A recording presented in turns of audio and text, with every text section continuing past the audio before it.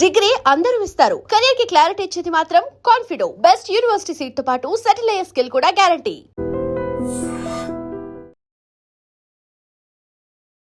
నమస్కారం, మీరు చూస్తుంది ఐ డ్రీమ్. నేను మీ కీర్తి. ఇవాళ నాతో పాటు ఉన్నారు జ్యోతిష రత్న, జ్యోతిష చక్రవైభవ డాక్టర్ రాళ్లపల్లి రవికుమార్ గారు. నమస్తే గురుగారు. నమస్కారం. మరి ఇక వృషభ రాశి వారికి ఎలా ఉంటుందో తెలుసుకుందామండి. తప్పకుండా అండి. వృషభ రాశి అనగానే మనకి కృత్తిక 2-3-4 పాదాలు, రోహిణి 1-2-3-4 పాదాలు, మృగశిర 1-2 పాదాలు, ఈ నక్షత్రాల సమూహంతో మనకి వృషభ రాశిలోకి వస్తుంది. ఈ రాశి వారికి మామూలుగా ఏంటంటే ఈ శని మెయిన్గా చాలా బాగున్నాడు లాభస్థానంలో. అంటే వృషభ రాశికి యోగకారకుడు, అదృష్టకారకుడు, లక్ ఫేవర్ చేసే గ్రహం అయిన శని లాభంలో చాలా బాగున్నాడు. సో రాహు కూడా మనకి ఏంటంటే దశమ స్థానంలో పర్వాలేదు. గ్రహాధిపతి ఎవరండి వీరికి? గ్రహాధిపతి వచ్చేసి శుక్రుడు అండి. శుక్రుడు అనేవాడు ప్రతి 20 రోజులకి ఒక్కొక్క రాశి మారుతూ ఉంటాడు. సో అతను పర్వాలేదు. ఈ శుక్రుడు అనేవాడు నీచ స్థానంలో వచ్చినప్పుడే కొంచెం ఆ 20 రోజులు ఇబ్బందిగా ఉంటుంది. ఏం లేదు, ఒకటే గుర్తుపెట్టుకోండి, రాస్యాధిపతి అంటే రాస్యాధిపతి కానీ లగ్నాధిపతి కానీ మనం చూసినప్పుడు, ఇప్పుడు మనం గోచారం గురించి చెప్పుకుంటాం కాబట్టి రాస్యాధిపతి చూడాలి. రాస్యాధిపతి కనుక బాగుంటే హార్డ్ వర్క్, స్మార్ట్ వర్క్ ఆ నెల్లాళ్ళు, అంటే ఈ ఫర్ ఎగ్జాంపుల్ వృషభ రాశి కాబట్టి శుక్రుడు అయ్యాడు కాబట్టి ఆ శుక్రుడు బాగుంటే కనుక ఆ 20 రోజులు చాలా బాగా కష్టపడతాడని. మీ 11 రాసుల్లోనూ బాగానే పనిచేస్తాడు, హార్డ్ వర్క్ చేస్తాడు. ఒక్క నీచలో వచ్చినప్పుడు కూడా ఆగస్ట్, సెప్టెంబర్ అలాంటి టైంలో 20 రోజులు నీచలో వస్తాడు. ఆ టైంలో తక్కువగా కష్టపడతాడు అనమాట. ఇదే రూల్. లగ్నాధిపతి అయినా అంతే. లగ్నాధిపతి అనేవాడు జాతకంలో ఎక్కడున్నాడో చూడాలి. సో 6, 8, 12 స్థానాల్లో ఉన్నానుకోండి తక్కువ కష్టపడతాడని. 6, 8, 12 కాకుండా ఇంక ఏ రాశిలో మన లగ్నం నుంచి లెక్క పెట్టినా కూడా ఆ హౌసెస్లో ఉంటే అతను బాగా కష్టపడతాడని రూల్. అలాగే అదృష్టకారకుడు, యోగకారకుడు, లక్ ఫేవర్ చేసే గ్రహమైన వాడు ఇది ఇప్పుడు ఫర్ ఎగ్జాంపుల్ ఈ రాశికి శని అండి. సో వాడు 3, 6, 11 స్థానంలో ఉన్నానుకోండి విపరీతమైన అదృష్టం, యోగం అన్నీ కూడా పడతాయి అన్నమాట. ఇంక ఏ ప్లేసెస్లో ఉన్నా కూడా పట్టదు. అలాగే దైవబలం సంబంధించిన గ్రహం అయిన గురువు ఉన్నాడు అనుకోండి, అతను 2, 5, 7, 9, 11 హౌసెస్లో ఉంటే కనుక ఆ ఏడాదంతా గురుబలం ఉన్నట్టు. సో ఇలా 3 ఉంటాయి ఎవరికైనా సరే, హార్డ్ వర్క్, అదృష్టం, దైవబలం. ఈ 3తోనే జాతకరీత్యా అయినా నడిచినా, లేదంటే రాశిరీత్యా, గోచారీత్యా అయినా కూడా ఇలాగే చెప్పుకోవాలి. సో ఈ శుక్రుడు అనేవాడు ప్రతి 20 రోజులకు మారుతాడు కూడా పర్వాలేదు. శని మటుకు లాభస్థానంలో చాలా బాగున్నాడు. కానీ ఈ తృతీయ స్థానంలో గురువు వచ్చాడు. మొన్నదాకా జూన్ 1వ తారీఖు దాకా వృషభ రాశికి విపరీతమైన దైవబలం, దైవానుగ్రహం ఉండేది. ఇప్పుడు అది మారి తృతీయ స్థానంలోకి వచ్చాడు. కానీ ఉచ్చ స్థానంలో ఉన్నాడు, నష్టమే లేదు. తృతీయ స్థానం అంటే ఏంటి? జనాల సహాయ సహకారాలు. అంటే తృతీయ స్థానం కూడా మనకన్నా చిన్నవాళ్ళు, అంటే తమ్ముడు కానీ చెల్లెలు కానీ వాళ్ళందరికీ చాలా బాగుంటుందని. అలాగే థర్డ్ హౌస్ ఏంటంటే కమ్యూనికేషన్ స్కిల్స్, రైటింగ్ స్కిల్స్. ఉదాహరణకి ఏంటంటే కమ్యూనికేషన్ స్కిల్స్, రైటింగ్ స్కిల్స్ మెయిన్గా చాలా మెరుగుపడడం, ఆ ఫీల్డ్ వాళ్ళకి బాగా కలిసి వస్తుంది.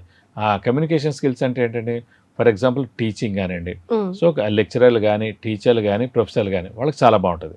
అలాగే మీ మీడియా రంగంలో కూడా మీరు చేసే యాంకరింగ్ కానివ్వండి, డబ్బింగ్ ఆర్టిస్టులు ఉంటారు చూడండి వాళ్ళకి కానివ్వండి, పాటలు పాడేవాళ్ళు ఉంటారు వాళ్ళకి కానివ్వండి, మళ్ళీ ఈ ఆస్ట్రాలజీ చెప్పేవాళ్ళు కానీ, ఏదైనా సరే వాక్ రిలేటెడ్ ఏదైనా సరే వాళ్ళందరూ కూడా అత్యద్భుతంగా సక్సెస్ అవుతారని చెప్పుకోవచ్చు. ఎస్.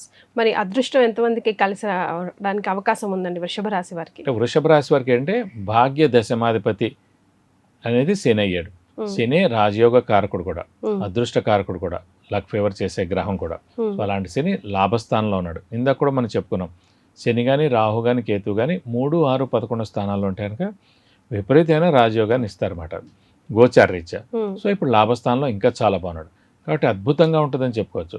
సో అన్ని విధాలా కూడా, అంటే ఒకసారి అదృష్టం అనేది పట్టిందనుకోండి మామూలుగా ఉండదు. గురుస్థానం కూడా కలిసి వస్తుంది. గురుస్థానం కూడా తృతీయ స్థానంలో ఉన్నాడు కాబట్టి పర్వాలేదు, అంటే 60-70% బాగున్నట్టు. అదే 2, 5, 7, 9, 11 అనుకోండి 100కు 100 ఉన్నట్టు అన్నమాట. అందు గురించి అది ఇంకా ఇంపార్టెంట్. సో తృతీయం కాబట్టి 60-70% అయినా కూడా పర్లేదు. ఏదో ఒకటండి, హార్డ్ వర్క్ అయినా కలిసి రావాలి, అదృష్టమైనా కలిసి రావాలి, దైవబలాన్ని కలిసి రావాలి.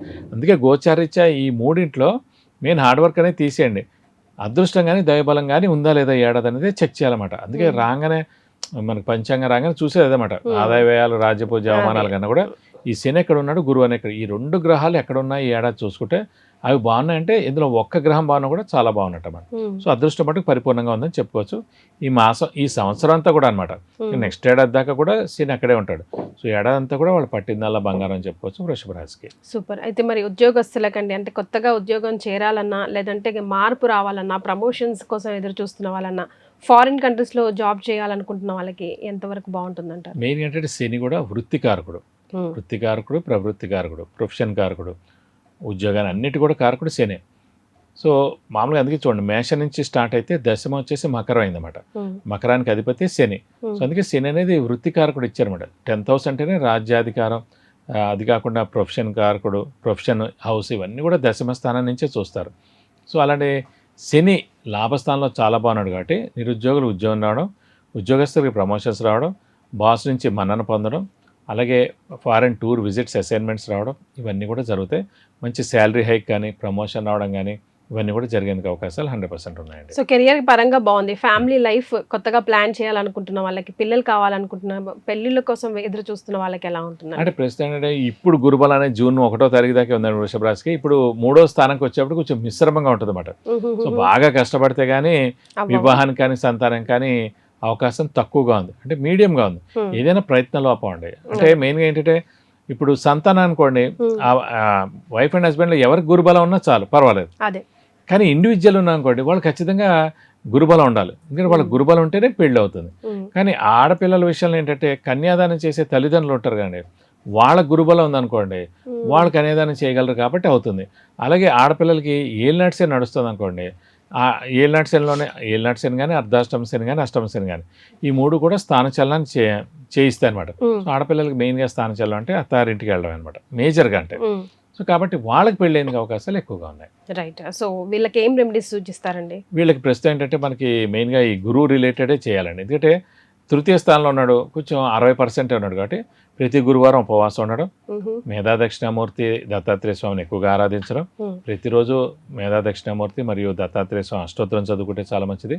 వీలైతే దత్తాత్రేయ స్వామి టెంపుల్కి ప్రతి గురువారం వెళ్ళి 40 ప్రదక్షిణాలు చేసి వీలైతే ఆయనకి అభిషేకం కానీ అర్చన కానీ చేయించుకుంటే కనుక మీకు అన్ని విధాలా మంచి చేకూరుతుంది. చాలా సంతోషం అండి, ధన్యవాదాలు. నమస్కారం. And for more videos, please subscribe to iDream. Please subscribe to iDream. Please subscribe iDream. And please subscribe to iDream. For more videos, subscribe to iDream. please like, share and subscribe to the channel. Congratulations, iDream. Subscribe to iDream. Subscribe to iDream. So subscribe to iDream Media. iDream ki iDream team andarki huge congratulations. Please subscribe iDream Media. Please subscribe to iDream. Subscribe iDream. Please subscribe to iDream. iDream అంటే నా కళల ఛానల్ను subscribe చేసుకున్న నోరు తిరుగుతలేదు, మీరైతే గంట గుర్తు కొట్టండి. For more such videos, please subscribe to iDream. Subscribe to iDream. Please subscribe to iDream. Please subscribe iDream Media. Please do subscribe to iDream. Please subscribe to iDream Media. For best entertainment and information, please subscribe iDream. And don't forget to subscribe to iDream.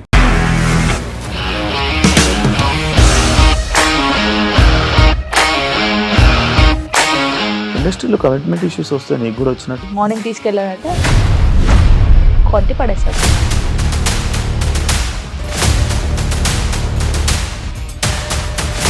ఒక్కళ్ళు కూడా చూడలేదు ఈ cinema అని చెప్పడానికి కూడా చాలా ధైర్యం కావాలి. అది నిజం కదా, దాంట్లో ధైర్యం ఏంటి? నెక్స్ట్ డే ప్లేట్ మార్చేస్తే తప్పు కదా. As of now we are comfortable this అని నేను అనుకుంటున్నాను. రష్మిక గారిది మీది ఒకే ఊరు అంట కదా. నీకు కోపం వచ్చిందంటే బాగా తిట్టేత్తరా? తిట్టేద్దామండి. నిజంగా గేమ్ ని ఎలా చేంజ్ చేయగలిగారు? APSFC వాళ్ళకి 6 నెలల్లో నేను 6 లక్షలు కట్టా. బిజినెస్ చేయాలనుకుంటే it is as difficult as riding a tiger.